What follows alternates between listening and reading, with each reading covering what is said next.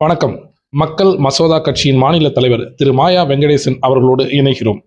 திரு மாயா வெங்கடேசன் கடந்த பல ஆண்டுகளாகவே இயற்கை பேரிடரின் போதெல்லாம் களத்தில் நின்று பணி செய்து வருவர். தற்போது மக்கள் மசோதா கட்சியின் பொறுப்பாளர்களும் அவருடன் இணைந்து மக்கள் பணி செய்ய தயாராக இருப்பதாக தெரிகிறது. மயிலாடுதுறை மற்றும் நாகப்பட்டினம் மாவட்டங்களில் தொடர்ச்சியாக மழை பொழிவு இருந்து வருகிற சூழலில் இன்று டிசம்பர் 16 நள்ளிரவு முதல் மறுபடியும் மழை வருவதற்கான வாய்ப்புகளும் கனமழைக்கான வாய்ப்பும் இருப்பதற்காக தெரிகிறது. இந்த சூழ்நிலையில் திரு மாயா வெங்கடேசன் அவர்கள் மக்களுக்காக பணி செய்ய காத்திருப்பதாக தெரிகிறது. அவரிடம் பேசுவோம். வணக்கம் சார். வணக்கம். இன்னைக்கு டிசம்பர் 16, இன்னையிலிருந்து மறுபடியும் கனமழைக்கு வாய்ப்பு இருப்பதாக தெரிகிறது. என்னென்ன பணிகள்லாம் செய்ய தயார் நிலையில மக்கள் மசோதா கட்சியும் நீங்களும் தயாரா இருக்கீங்க சார்? அனைவருக்கும் எனது மனமார்ந்த வணக்கம். ஒரு 20 நாளாக கனமழை காரணமாக எங்கெங்கெல்லாம் பாதிச்சதோ அந்த இடத்துக்கெல்லாம் மக்கள் மசோதா கட்சி சார்பாகவும் வீரபாண்டிய கட்டபொம்மன் மக்கள் பாராளுமன்றம் அனைத்து பொறுப்பாளர்களும் சேர்ந்து அந்தந்த ஏரியாவுக்கு நைட் இரவு பகல் பார்க்காமல் அந்த எங்களால் முடிந்த உதவிகளை செய்து கொடுத்தோம். ரொம்ப முக்கியமாக சாப்பாடு, சில இடத்துல அரிசி, தண்ணி கூட இல்லை, தண்ணி கூட இங்கே இருக்கும். இறைவன் கொடுத்தது நான் கொடுத்துருக்கேன், நான் ஆணவம் இல்லை கூட நான் சொல்லலை. இருந்தாலும் இப்போ இடையில இந்த மழைகள் நின்றுச்சின்னு சொல்லி கொஞ்சம் பரவாயில்ல. சில வாய்க்கால்கள் தூர்வாருவதற்கு சில இடத்துல பாவம் கண்ணி ஆகிட்டு, கண்ணி ரோடாயிட்டு, அதெல்லாம் சொல்லி ஒரு மனு ரெடி பண்ணி சில கிராமத்துலேருந்து வந்தாங்க. இதை நீங்கள் செஞ்சு கொடுக்கணும்னு சொன்னாங்க. நான் அதெல்லாம் டைப் பண்ணி ரெடி பண்ணி பர்டிகுலர் உள்ள அதிகாரிகள்கிட்ட சொல்லி செஞ்சு கொடுக்கணும்னு சொல்லி கலெக்டர்கிட்ட கொண்டு நேராக கொடுக்கணும் அப்படின்னு சொல்லி எண்ணத்தில் இருந்துட்டு இருக்கும் பொழுது அப்படிதான் ஒரு மாதத்துக்கு முன்னாடி, ஒரு 20 நாளுக்கு முன்னாடி வேதாரண்யத்தில் பாரதி நகரில் ஒரு மிகப்பெரிய ஒரு 300 வீடு பாவம் அவங்களுக்கு உள்ள தண்ணியிலே இருந்தாங்க. என்னுடைய தொலைபேசி மக்கள் மசோதா கட்சி தொலைபேசி நம்பர் நான் ஏற்கனவே வெள்ளம் அந்த மாதிரி வரதான் நான் கொடுத்துருந்தேன்.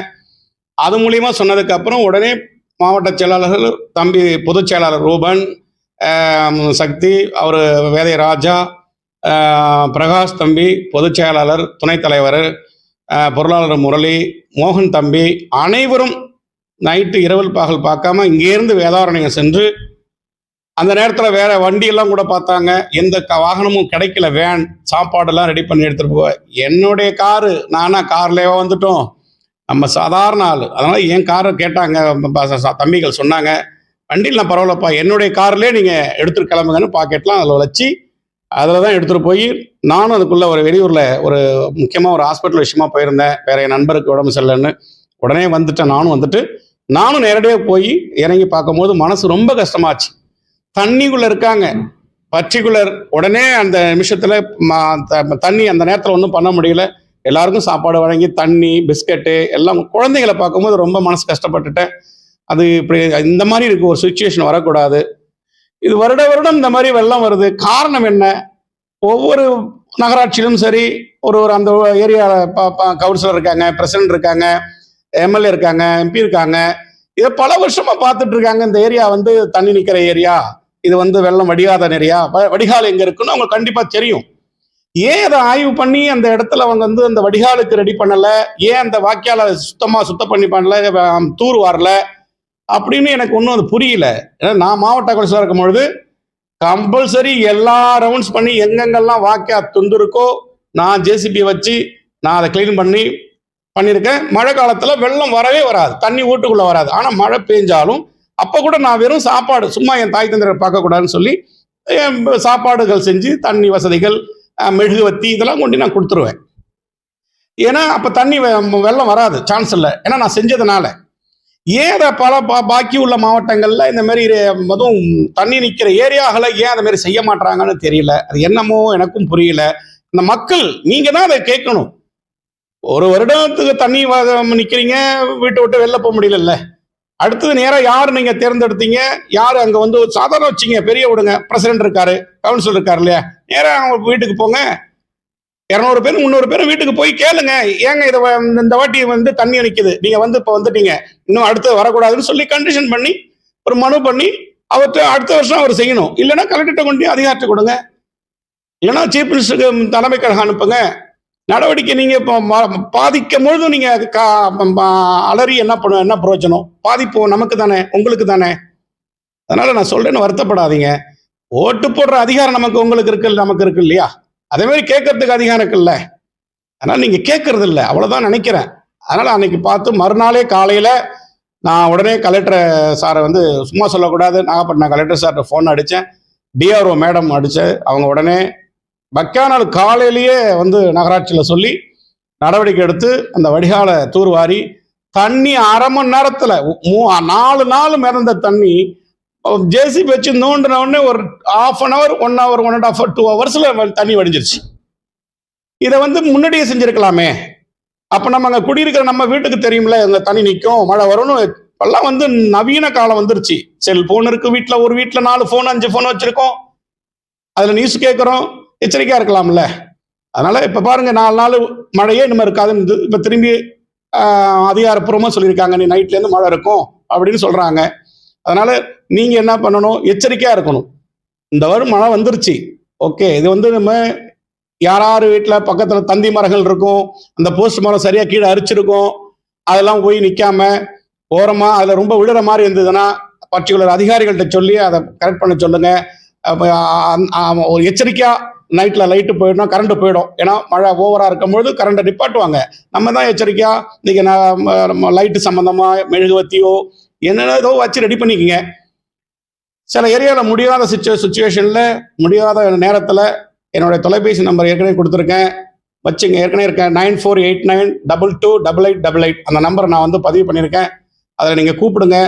இப்போ வரும்போதே நான் பாருங்கள், நான் எவ்வளோ எச்சரிக்கையாக இந்தமாரி வரும்னு தெரிஞ்ச உடனே நீ காலிலேருந்தே ஒரு டீம் ஒரு 40 பேர் ரெடி பண்ணிட்டேன். இங்கே பாதாள சாக்கடை தாங்க முடியல, அது கையெழுத்து வாங்கிட்டு நிற்கிறோம். அந்த சாக்கடை போகும்போது மனசு ரொம்ப வேதனையாக இருக்கு, தாங்க முடியல. ஒவ்வொரு வருஷமும் எவ்வளோ நோய்கள் வருது. வெளியூர்லேருந்து வராங்க, வேனை நிப்பாட்டு அதில் குளிக்கிறாங்க ராத்திரியில் சாயங்காலத்தில், அது நோயோடு போகிறாங்க.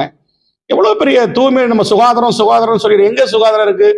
குளிக்கிற தண்ணியில் வந்து பாதாள சாக்கடை வந்து மாயாரத்துலேருந்து சத்தான வாய்க்கால வந்து குட்டிச்சோராகிருச்சு. இதில் எவ்வளோ நோய் பைகள் வருது.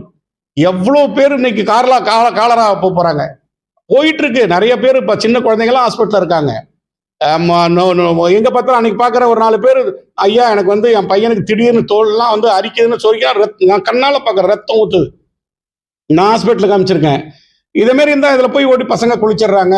அதனால வந்து ரொம்ப ரொம்ப நான் பணிவாக கேட்டுக்கிறேன் அரசை வந்து ரொம்ப வந்து நடவடிக்கை எடுக்கணும். இங்கே உள்ள வந்து சட்டமன்ற உறுப்பினர்களும் எம்பிகளும் சரி, இதை ஆய்வு செய்து உடனே அதை பாருங்க. இந்த சாக்கடை வராததுக்கு உண்மையை பாருங்க. நான் கேள்விப்பட்ட எலெக்ஷன் முன்னாடி வந்து அங்கே வந்து ஆறுபாதியில் வந்து நான் வந்து சட்டமன்றத்தில் நின்று ஜெயிச்சிட்டேன்னா இதை நான் உடனே நான் பண்ணி தரேன்னு சொல்லியிருக்காங்க. பண்ணவே இல்லை. மக்கள் எல்லாம் சொல்றாங்க, நான் சொல்லல, எனக்கு எல்லாரும் பிடிக்கும். இது வந்து அடிப்படை வசதி நம்ம தான் செஞ்சு கொடுக்கும். யார் அரசியல் இருக்கோ அவங்க தான் செய்யணும் இதை. அதனால தயவு செய்து அதை முதல்ல அதை செய்ய பாருங்க. ஏன்னா மக்கள் அத்தனை பேரும் நாம் பார்த்தோம். நம்ம ஒரு மக்கள் மசோதா கட்சி சார்பாக அவ்வளோ பேர் நாங்கள் போய் ஆய்வு பண்ணிட்டு இருக்கோம், செஞ்சிட்டு இருக்கோம். நான் மாவட்ட கவுன்சிலர் இருக்கும்போது அதை நான் வந்து அப்போ கலெக்டர் பழனிசாமி இருந்தாங்க, நான் சொல்லி அதை தலைப்பில் அடைச்சேன். அந்த 5 வருஷம் வரவே இல்லை. இப்ப பாருங்க, ஃபுல்லா வந்துட்டு இருக்கு, தாங்க முடியல. நாத்தம் அந்த பக்கத்துல மயிலாடுதுறையிலேருந்து பூம்பா அந்த பக்கம் போற வழி எத்தனாயிரம் வீடு அதில் குடியிருக்காங்க. பாவம், என்ன பண்ண முடியும்? இதை தயவு செய்து செய்யுங்க. இது பெரிய புண்ணியமா இருக்கும், பெரிய புண்ணியம்தான் இது. ஆண்டவனும் அரசனும் தெய்வம், அரசன் என்பது தெய்வத்துக்கு நிகரானது. அதை செஞ்சு நடந்து செய்யுங்க. கண்டிப்பா வர வாட்டி அந்த இடத்துல இதை செஞ்சீங்கன்னா நான் யார் செய்கிறாங்களோ அவங்களுக்கு நான் உறுதுணையா இருப்பேன். ஆமா, இது என்னுடைய மக்கள் மசோதா கட்சி சார்பாக இது ஒரு முக்கியமான வேண்டுகோள். அது ஒரு பக்கம் இருக்கட்டும். மக்கள் நீங்கள் அனைவரும், நம்மளுடைய ஜனங்க, தாய் தந்தர்கள் அனைவரும் சேஃப்டியா இருங்க. நைட்டுலேருந்து மழை காத்துன்னு சொல்லியிருக்காங்க. ஏதாவது ஒரு ஆபத்துன்னா அந்த நம்பர்ல எனக்கு தொடர்பு கொள்ளுங்க. கண்டிப்பா எந்நேரமா இருந்தாலும் நான் வந்து நிற்பேன். நான் உங்க வீட்டு புள்ள, கண்டிப்பா வருவேன்னு சொல்லி அனைவருக்கும் மீண்டும் எச்சரிக்கையா இருக்கும்படி தாழ்மையுடன் கேட்டுக்கொள்கிறேன். நன்றி, வணக்கம். கனமழைக்கு வாய்ப்பு இருக்கு. கனமழை வந்ததுன்னா மக்களை காப்பதற்காக என்னென்ன முன் ஏற்பாடுகளை மக்கள் மசோதா கட்சி பொறுப்பாளர்கள் மூலமா செய்ய போறீங்க சார்? எமர்ஜென்சியா முதல்ல தண்ணி வந்துச்சுன்னா அவங்க வெளில வரத்துக்காக அவங்கள கொண்டு வந்து ஒரு நல்ல இடத்துல பாதுகாப்பா வைக்கிறதுக்காக நிலையில உங்க பொறுப்பாளர்கள் இருக்கிறாங்கன்னு புரிஞ்சுக்கலாமா சார்? எஸ், கண்டிப்பா இருக்காங்க. அதுக்கு வேணா நீங்க வேணா செக் பண்ணி கீழே இருக்காங்க, ஆளுங்க இருக்காங்க, ரெடி பண்ணிட்டு இருக்கிறோம். அது இல்லாம சாப்பாடு வகைகள் கொஞ்சம் ரெடி பண்ணிட்டு இருக்கேன். ஏன்னா அந்த நேரத்துல பண்ண முடியாது. ஏற்கனவே நான் வந்து தண்ணி வரும்போது உடனே அதை நான் வெளியிலேருந்து மயிலாடுதுறையிலேருந்து ஆளை கொண்டாந்து வச்சு சமைச்சு என் கையில் கொண்டு போட்டிருக்கேன், கொடுத்துருக்கேன். அதே மாதிரி இப்போ எல்லாம் ரெடி பண்ணிட்டு இருக்கிறோம். சில ஒரு என்னுடைய ஆம்புலன்ஸ் நாங்கள் விட்டுருக்கேன், அந்த ஆம்புலன்ஸ் இருக்கு. அந்த ஆம்புலன்ஸ் நம்ம முன்னாடியே எங்கெல்லாம் இருக்கோ கரெக்டாக தயார் நிலையில் அதுக்குள்ள பெட்ரோல் டீசல் அத்தனையும் போட்டு ஃபில் பண்ணி வச்சிருக்கேன். அதை அமைச்சிடும். நான் வெளியூர் எங்கேயுமே போகல, நான் இங்கே தான் இருக்குது. ஆய்வு பண்ணிட்டு வாட்ச் பண்ணிட்டே இருக்கேன். கண்டிப்பா எந்த இடத்துலையும் ஒரு சேதம் வராத அளவுக்கு என்னால முடிஞ்ச உதவிகள் கண்டிப்பா நான் செய்வேன். பெருமழை வந்ததுன்னா அதை எதிர்கொள்றதுக்கு அவசர வாகனம், உணவு தேவை பூர்த்தி செய்வதற்கான ஏற்பாடுகள், அப்புறம் மற்ற அடிப்படை தேவைகள் இதெல்லாம் செய்யறதுக்கு வந்து மக்கள் மசோதா கட்சி தயாரா இருக்குன்னு நாங்கள் புரிஞ்சுக்கிறோம் சார்.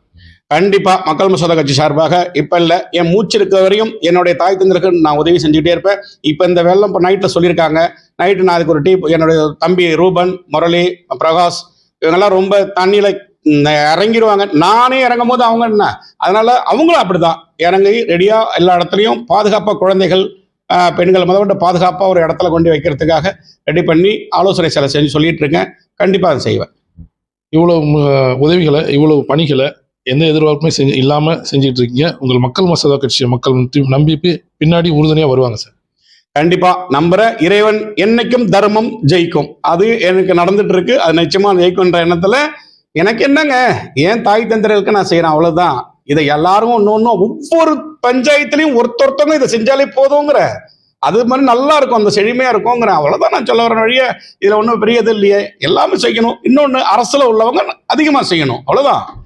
இந்த நாட்டில் பிறந்து இந்த நாட்டு நமக்கு என்ன செஞ்சதுன்னு பார்க்காம இந்த நாட்டுக்கு நம்ம என்ன செஞ்சோம் அப்படின்றது தான் நம்ம அதை நினைக்கணும் வழி. நான் தான் என்னைக்கு நினைக்கிறேன். நிச்சயமா மக்களும் உங்களோட இணைஞ்சு இருப்பாங்கன்னு நாங்கள் எதிர்பார்க்குறோம் சார். நம்ம அதே தான் நானும் நம்புறேன். கண்டிப்பா இருப்பாங்க. வணக்கம். நன்றி சார்.